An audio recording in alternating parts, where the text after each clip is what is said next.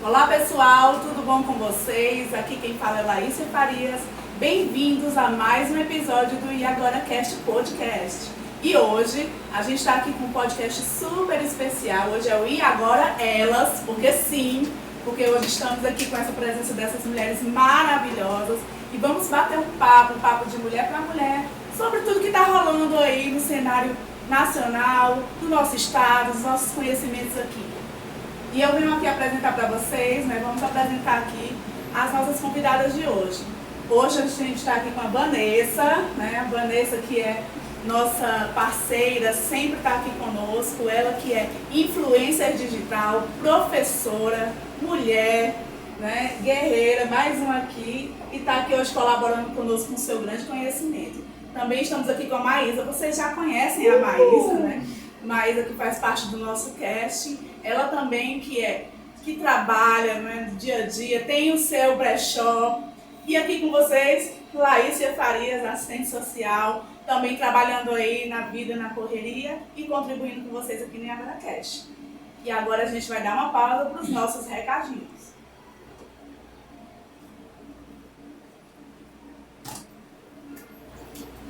Pronto, os recados foram dados, então, gente, vamos começar aqui esse bate-papo hoje. E aí, meninas, apresentem-se.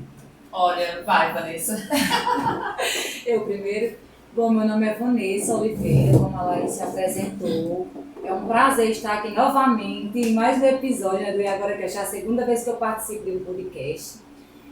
Como a Laís falou, eu sou digital influencer, de vez em quando nas horas vagas. Ela é digital influencer sim, viu? Com toda certeza. Sigam para mais dicas.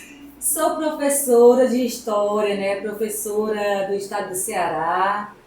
Sou feminista, sou uma defensora aí das causas, das minorias. E estamos aqui para contribuir com as discussões, os debates, falar sobre o que está rolando aí na política nacional, na economia, enfim, é isso aí. É sobre isso. Vocês, como já me conhecem, já estou sempre por aqui, Eu sou a Maísa Costa, também estou nos recadinhos, presente aí com a Laísa Jones, nossa companheira. E é sempre bom estar com vocês aqui novamente. A gente vai dar início aí a debates muito importantes, sobre as atualidades. E eu, como sempre, dando aqui um pouquinho de spoiler da minha vida, estou aí na correria do dia a dia, trabalho, tenho aí meu brechó, sou empreendedora nas horas vagas, sou mãe de pet, tenho 2 filhinhas, e é sobre isso, por que não? Então, gente, hoje nós estamos num ano muito especial, 2022, é um ano com muitos eventos, mas não podemos deixar de falar das eleições, essa tão sonhado momento das eleições. Eu sei para vocês, mas para mim, eu não via a hora de 2022 chegar. A gente tem que ir um pouco preocupada. Eu queria saber de vocês sobre esse cenário das eleições, o cenário político. O que vocês estão achando de tudo isso? Quais são as percepções de vocês sobre isso? Olha, é um momento de nada de comemorar. É um momento de a gente estar atenta.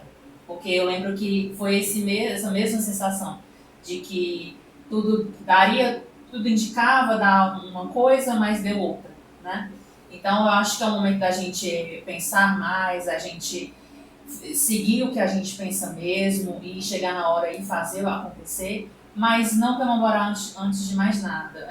Deixar para comemorar realmente quando tiver certeza de tudo passar, porque é uma coisa muito incerta. A gente sabe que a gente tem esse risco e... Pois eu considero esse ano um ano muito importante, muito importante. A gente vem de 4 anos muito complicados, onde a gente teve uma ascensão muito grande do fascismo, onde nós temos várias ondas de ataques à democracia, de ataques racistas. O racismo ele aumentou muito no nosso país nesses últimos 4 anos. Então foram anos bem difíceis, como a gente já imaginava que seria, mas sinceramente, nas piores das minhas hipóteses, eu não imaginava um cenário tão caótico como esses 4 anos. A destruição, Sim. Nós vemos degradação. Foi uma degradação. A gente está vendo um ataque à educação, um ataque à saúde, um ataque à cultura. Nós vemos órgãos que deveriam ser responsáveis por fomentar essas instituições e nós vemos eles nadam totalmente contra a corrente. Nós vemos uma FUNAI que é contra as causas indígenas. Exatamente. Nós vemos um Ministério da Cultura que é contra a cultura. Nós vemos um MEC, que é o Ministério da Educação, que é contra a educação, que reduz investimentos na educação. Então, assim, é um cenário caótico. Também. O Ministério dos Direitos Humanos também, uma pauta totalmente. O que eu vejo desses 4 anos, um verdadeiro vale tudo. Então, cada um por si, ali, a corrupção a 1000, né? As coisas piorando cada vez mais, em vez de melhorar.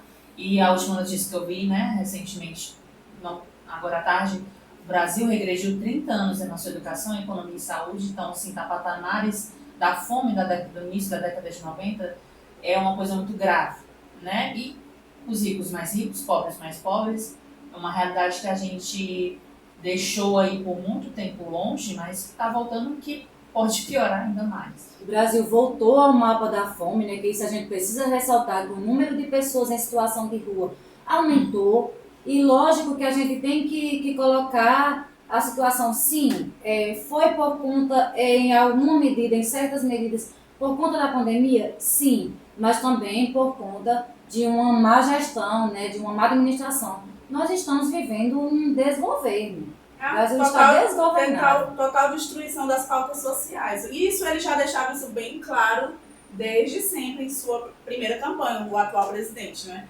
Eu acredito que, diante do cenário de agora, o que prevalece é que não é possível, eu não quero acreditar que a gente ainda possa reeleger esse homem, porque não é uma questão partidária. E agora Cash é fora Bolsonaro, não por uma questão partidária. Não cabe mais, anti-Lula, não. Ele já demonstrou que é contra todas as formas, ele é um fascista no caso, então a gente é contra o fascismo, não é uma coisa partidária. E hoje eu acredito que nesse cenário, diante dos atores que se encontram, não tem outra saída a não ser realmente ou um ou outro, e essa questão que falam da terceira via, né, de outros candidatos virem, porque hoje o cenário é Lula versus Bolsonaro. Isso não tem como a gente discutir. Bipolarização de candidaturas.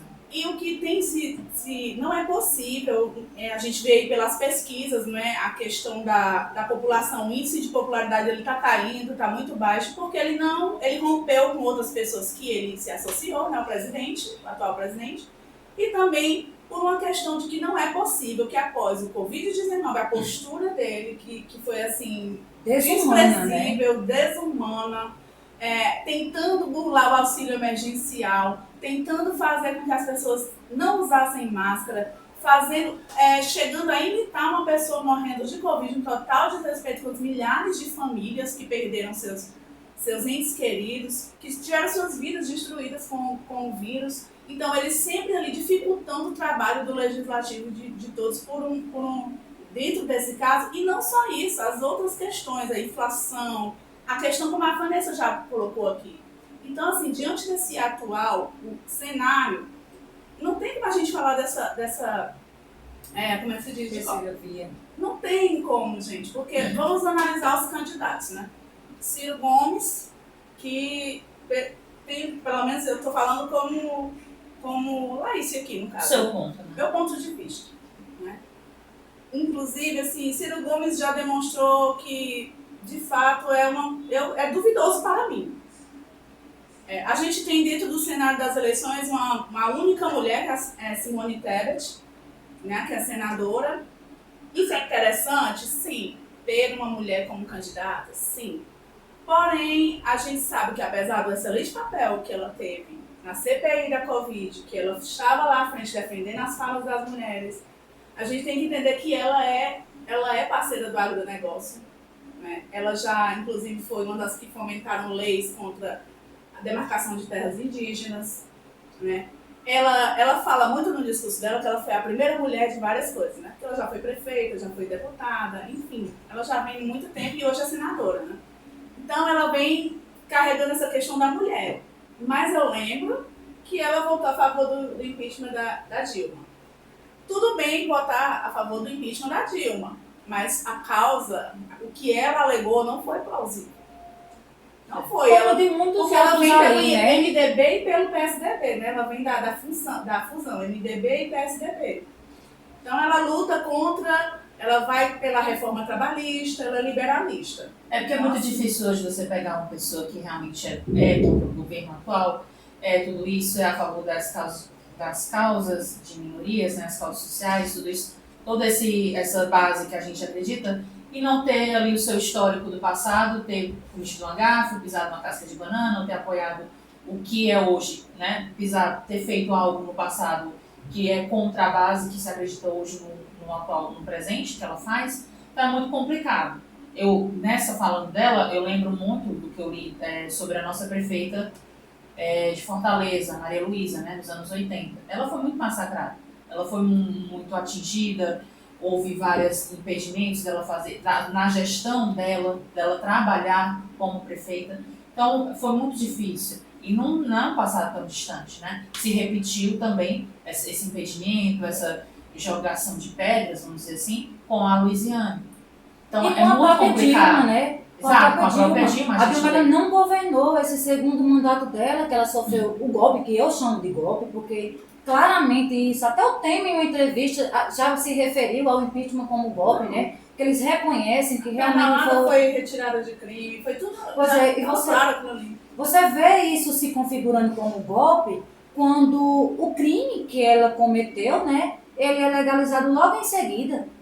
E tantos outros fizeram, né, as pedaladas que a Dilma fez e foi passado o pano. Porque, na verdade, as pedaladas foi só uma justificativa mais ou menos plausível para eles fazerem o impeachment da Dilma, sendo que, na verdade, o que estava por trás disso era a questão das próprias questões de legislação e tudo que ela não queria apoiar, né? Gente, o Temer foi lá, deu um abraço nela no dia que foi aceito o pedido. Foi lá, deu um beijo e um abraço nela, mas ele já estava com o plano Ponte do Futuro já debaixo do braço. Não tem como a gente discutir sobre reforma do ensino médio, reforma trabalhista. Era por tudo isso. A questão do golpe, do impeachment, né? Que eu tenho que falar impeachment, né? Como historiadora eu tenho que falar impeachment, mas como cidadã, como pessoa, e até mesmo como historiadora mesmo, foi um golpe. Tinha toda uma questão por trás, né? Interesses. E aí, do golpe para cá, foi só ladeira abaixo. O Brasil foi só ladeira abaixo. A própria liberação do Lula para concorrer, a retirada de várias acusações, isso tudo já prova, gente. Não tem nem como a gente refutar isso, porque está bem claro que tudo isso é uma armação. Não que esse candidato seja um santo, não é isso que a gente está discutindo aqui. Mas é a armação que foi feita para colocar esse demônio no poder. A velha justiça comprada. Aquela justiça comprada, de que vale tudo, mas ao mesmo tempo tudo, enfim. É muito difícil, isso é uma coisa que não vai deixar de existir, sempre vai existir. E a gente tem que estar preparadas aí para o pior, né? Não que isso seja o pior dos piores, mas acredito que eu, pelo menos, vivo achando que sempre vai acontecer algo pior do que isso. Eu acho que esse é o momento da união. Não existe, na minha opinião, aqui como Laís falando, não existe terceira via. Eu acho que é muito perigoso esse jogo de terceira via, como aconteceu nas eleições passadas. Eu acho que é uma união contra o fascismo, mais uma vez falando, não é uma questão só partidária. Não, até mesmo porque não sou petista, sou pessoalista. Mas, nesse caso, não tem pra onde correr. Eu acho que é uma luta contra o fascismo. Isso é muito grave, a gente tem que unir forças, né? Não compete mais a pensar, vamos dividir isso. Não tem uma terceira via neste momento, na atual conjuntura, diante de tudo o que aconteceu, de toda essa destruição que a gente comentou aqui. Não cabe mais isso. E o que eu achei interessante também é que fizeram a campanha, o TSE fez a campanha, né, para chamar os jovens, né, de 16 a 18 anos que não estavam com seus títulos. E essa campanha foi o que deu assim, o fôlego para essa campanha, que foi assim, que teve resultados muito bons com a intervenção dos artistas. Foi justamente essa coisa de retirar esse poder fascista.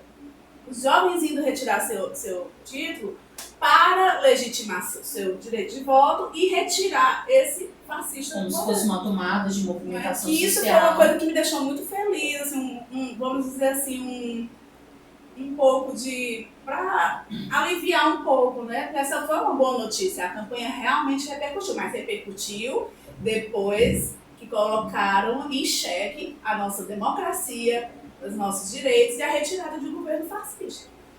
Olha, eu nunca vou entender uma pessoa, principalmente sendo mulher, pobre, né, que está ali, que não é da classe alta, não tem ali o seu poder econômico, o seu poder de compra, que não é de direita nem nada, mas se diz de direita por apoiar Bolsonaro. Eu nunca vou entender uma pessoa que é pobre sendo isso, né?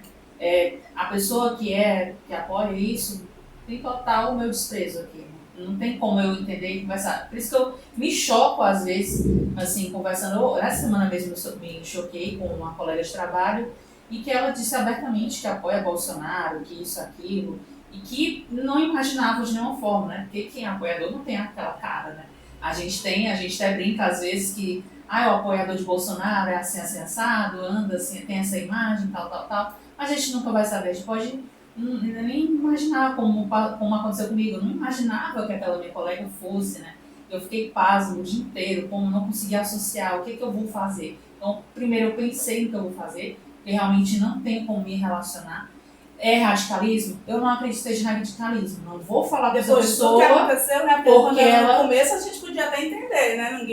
Ninguém tinha visto ele de fato. Exato. Eu não vou me relacionar com essa pessoa porque ela é pró-Bolsonaro, porque isso...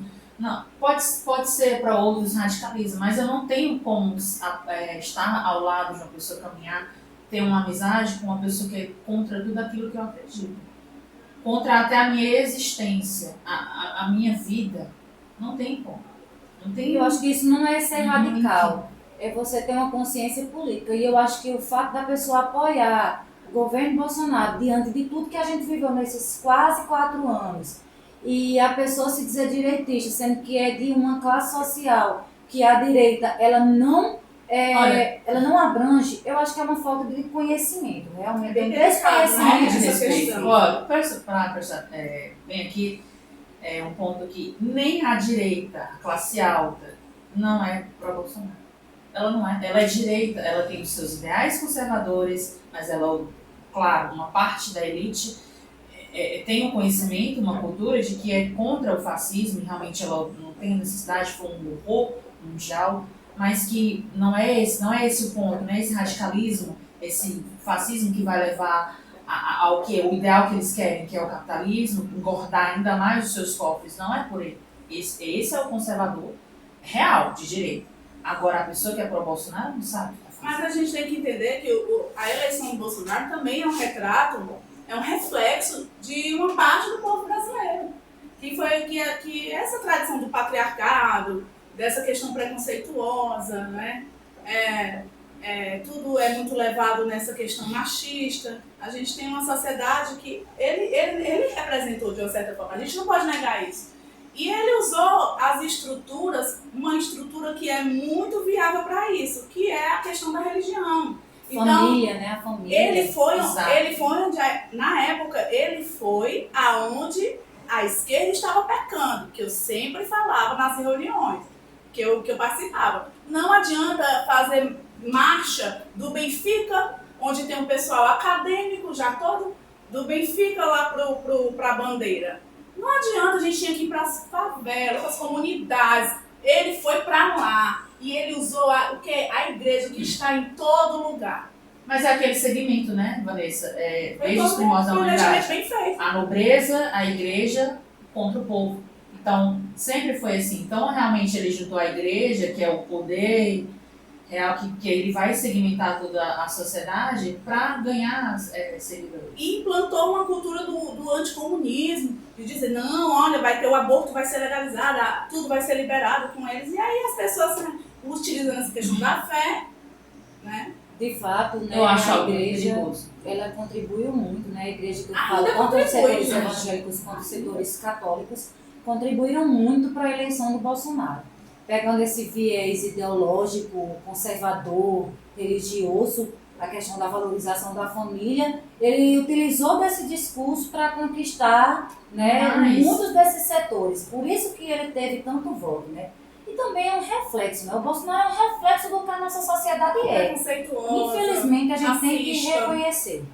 Mas essa questão desse viés que ele sempre, né, desde a eleição da campanha dele de 2018, família, pátria e o capitalismo, isso sempre foi forte na América do Norte, nos Estados Unidos. Tanto que o Brasil só se adequou à ditadura por mando dos Estados Unidos. Ou vocês se adequam na Guerra Fria, né, em 64, ou vocês se adequam a nós, ou um contra nós. E aí, claro, o Brasil não ia. Então, essa ideia é tudo uma cópia. A gente sempre copia o lado de lá, principalmente os Estados Unidos. Então, é muito forte essa coisa de pátria, igreja, família, armamento, porque lá é livre o armamento, né? É bem desenvolvida essa cultura do armamento. Então, é tudo uma cópia. Então, é tipo assim... Inspiração, né? Uma inspiração. Eu lembrei até de um escritor, um pesquisador marxista, Althusser, que ele fala que tudo é uma estrutura ideológica. E as estruturas ideológicas é o quê? Igreja, escola e as comunidades. Então, assim, ele vai penetrando nessas estruturas. E isso é até uma característica fascista, né? Utilizar como instrumentos ideológicos aqueles setores onde vai alcançar a massa, né? No caso, a educação, a igreja, a religião são instrumentos ideológicos que conquistam muita gente, né? Que atingem muitas pessoas. Então, Bolsonaro foi muito por esse viés. E o PT pecou muito, que a gente tem que fazer uma autocrítica, né? Ao setor que é mais próximo da gente, né? Ao lado, digamos assim, que a gente vai seguir. O PT errou muito porque ele não esperou do Bolsonaro. Ele não acreditou. Ele confiou demais no projeto político que eles tinham feito até então. Confiaram demais e aí demoraram a fazer a campanha de 2018 demorou muito.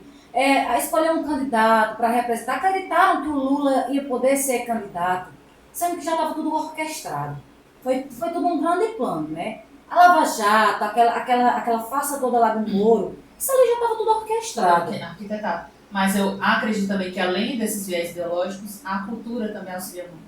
No fascismo, no caso do nazismo, utilizou-se muito a questão dos filmes para educar, vamos dizer assim, a população a entender que o nazismo seria a melhor saída. Então, tinham filmes nazistas, claro que o nazismo ali vai paralelo ao patriotismo, né, ao ufanismo. Então, propagandas, filmes, cartazes dizendo que a pátria seria a melhor solução, que apoiar o governo nazista seria a melhor solução, que venceriam a guerra e tudo assim mais. E claro que isso funcionou, que foi o que o governo Bolsonaro investiu em muitas propagandas ufanistas, que era o que a ditadura fazia, propagandas pátria, deixa ou ame-a, junte-se à pátria, Deus, família e pátria. Então isso foi muito forte e é forte até hoje. E as pessoas gostam disso. E quase que ia voltando a Semana do Presidente no SBT.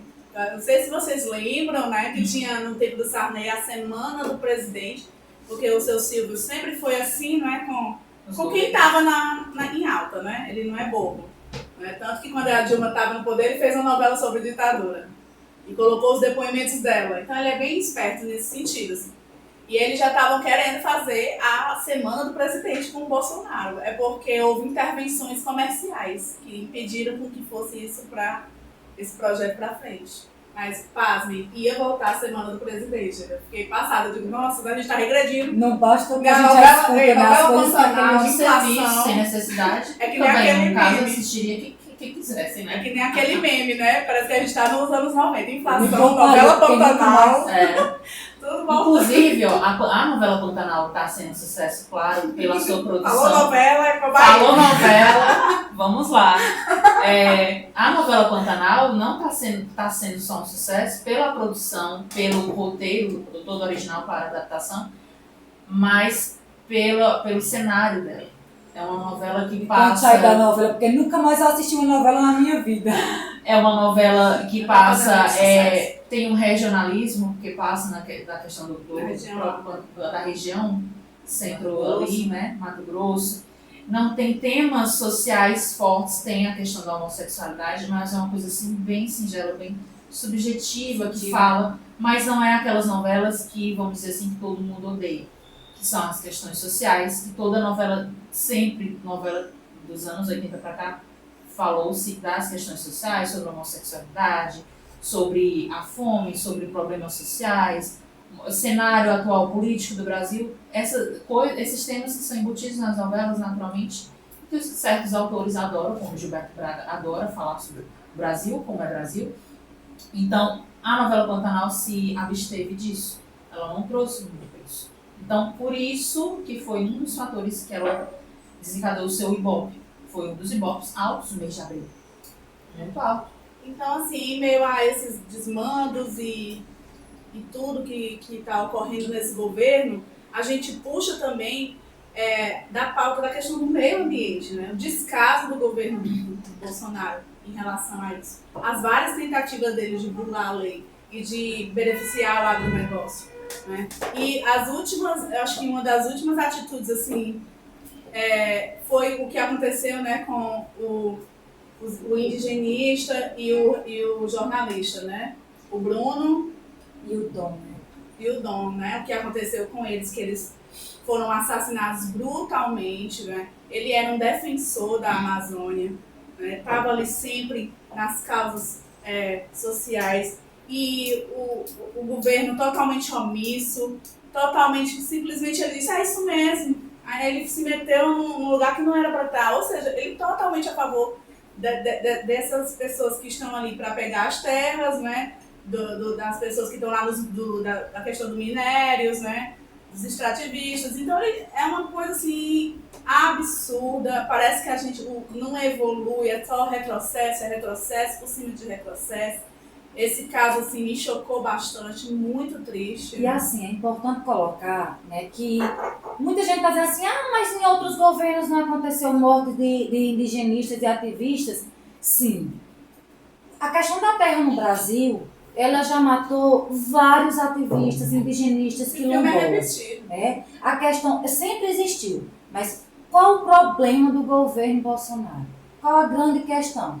É a atitude que o governo tem diante dessas questões. E o quanto essa questão ela aumentou. A perseguição a índios, a perseguição a ativistas, aumentou muito no governo Bolsonaro. Por quê? Porque a gente vê um empoderamento que ele dá a essa gente. O Bolsonaro é claramente a favor da pesca ilegal. Ele já disse isso, ele já afirmou. Da caça ilegal. Da caça ilegal. Ele é a favor do garimpo, ele é a favor do agronegócio. Isso ele já disse abertamente. Não sou eu, Vanessa, que estou dizendo isso. Então, assim, o grande problema do governo Bolsonaro com relação às causas indigenistas é a falta de atitude dele diante dessas questões. É o que ele faz para melhorar essas questões. Ele não faz nada. Ele só piora. Pelo contrário, ele dá mais aval. É como se dissesse, não, quem mandou ir lá. E ele falou isso mesmo. Foi isso que ele quis dizer. Ele falou praticamente isso quando ele se referiu, né, ao indigenista, ao jornalista, né? Ele estava lá no terreno dos garimpeiros. É como se ele legitimasse a culpa do jornalista e do indigenista por estarem em um lugar que é dos garimpeiros, sendo que é. O que é? Né, aquela região. É uma região das maiores regiões, né, de reserva indígena do mundo. Então é um local de reserva indígena. Então quem não deveria estar ali eram os garimpeiros e não um ativista. E é importante a FUNAI totalmente destruída, sem também nenhum aval para poder fazer nada. A FUNAI, ela tá praticamente assim, como é que eu posso dizer? Nem nada. Porque a gente precisa falar que o Bruno, o indigenista morto, né, ele foi exonerado da FUNAI. Por que foi que ele foi exonerado? Ele foi exonerado porque ele estava liderando, se me corrija se eu estiver errado, ele estava liderando uma operação, né, contra o garimpo, para denunciar o garimpo. E ele foi exonerado. Ele foi exonerado de uma instituição que tem como dever, né, proteger os índios, proteger o território indígena. Para você ver como o governo Bolsonaro é um governo às avessas. É uma FUNAI que não protege o indígena, porque o pessoal que está ali, quem faz a coisa certa, né? Quem faz o que deve ser feito, é perseguido, é retirado, é exonerado. Fez isso na ciência, fez isso em todos os setores que você possa imaginar. Na Fundação Palmares a gente viu isso também, né? Pessoas que estavam querendo fazer a coisa certa e sendo perseguidas, né? Por estar defendendo a causa, né? Na própria cultura, aquele idiota, Mário Frias, barrando todos os projetos possíveis que beneficiam, né? A lei do Paulo Gustavo, entre outras coisas, né, gente? Então, assim, essa questão ambiental não é. Esse filme a gente já viu com o Chico Mendes. É tão assustador, a gente já viu com a Irmã Dora. Deixa eu entrar aqui com vocês sobre o Bruno Pereira. Muito interessante, porque ele não foi exonerado, ele foi afastado. Só que o que aconteceu com ele foi cair para cima. Um termo que a gente foi apresentado no Tropadia 22. Ele fez a coisa certa, deflagrando a operação com a Polícia Federal e queimando barcos, o garimpo. Quando então souberam disso, afastaram ele como? Jogaram ele para Brasília para trabalho administrativo. Ele se negou porque o trabalho dele era lá. Por isso ele pediu afastamento. Licença. Eu li que ele tinha sido exonerado, acho que deve ter, né? Licença sem remuneração. Dele, né? Não, ele pediu licença sem remuneração. Ele não tinha sido exonerado, ele pediu licença sem remuneração porque ele não queria ir para Brasília. Ele então queria trabalhar lá. Então ele enfrentou. Ele foi para a ONG, ele foi para a ONG para continuar trabalhando lá, pedindo então licença da FUNAI. Por isso ele é considerado também um herói, mais ainda por conta disso. Nossa, gente, realmente. Aí eu lembro da Irmã Dorothy.